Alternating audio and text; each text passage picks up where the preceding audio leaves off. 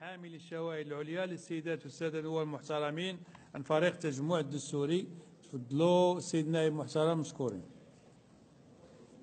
شكرا سيد الرئيس المحترم. سيد الوزير، حسب البرنامج الحكومي ديال الحكومة السابقة التزمتم بتخفيض البطالة إلى 8%. البرنامج ديال الحكومة الحالية اللي انتم فيها سيد الوزير التزم ب 8.5%. ها بدا يبان الفرق. الإحصائيات الرسمية ديالكم المتعلقة بارتفاع البطالة طلعت من 9.1 إلى 9.3% نهاية 2017. سيد الوزير المحترم، واش ما كتظنش بأن هذا مؤشر كافي باش تعترفوا بأنكم فشلتوا في تدبير ملف البطالة؟ وشكرا. شكرا. تفضلوا السيد الوزير، مشكورين.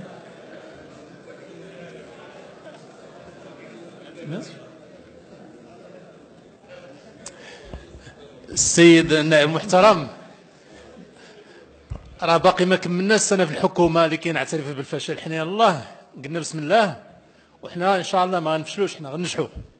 لانه حنا اولا كنطرحوا يعني اهداف، كنرفعوا السقف شويه باش نشتغلوا. نحن عازمون على الاشتغال ليس لوحدنا، لان معضله البطاله كما تعلم هي اولا معضله كما تعلمون يعني هي نتيجه تراكمات لسياسات حكوميه متعاقبه. القضيه الثانيه هي ليست شأنا حكوميا، هو شأن ديال الجهات. اليوم الجهات كما تعلم القانون التنظيمي جعل من تشغيل اختصاص ذاتي ديال الجهات، اذا فهي خاصها تتحمل معنا كنقول المسؤوليه ديالها.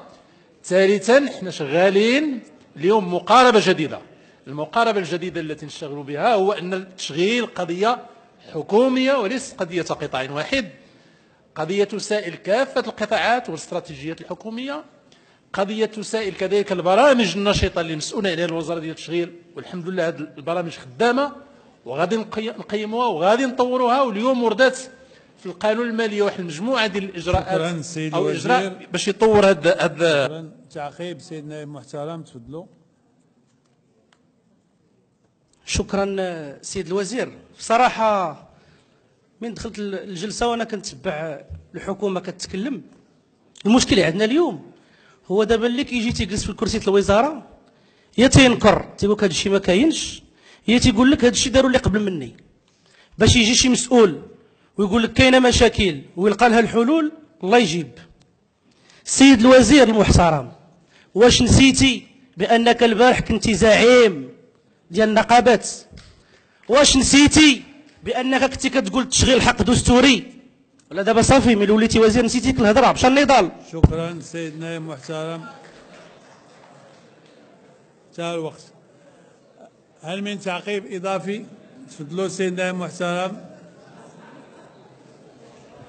السيد الوزير المحترم،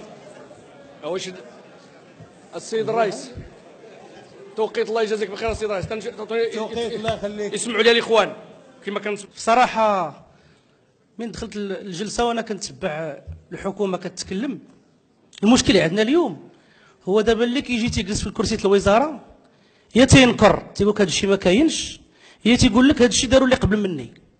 باش يجي شي مسؤول ويقول لك كاينه مشاكل ويلقى لها الحلول، الله يجيب. السيد الوزير المحترم، واش نسيتي بانك البارح كنتي زعيم ديال النقابات؟ واش نسيتي بانك كنتي كتقول تشغيل الحق دستوري؟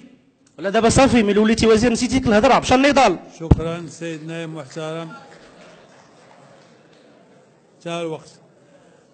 هل من تعقيب اضافي؟ تفضلوا سيد النائب المحترم.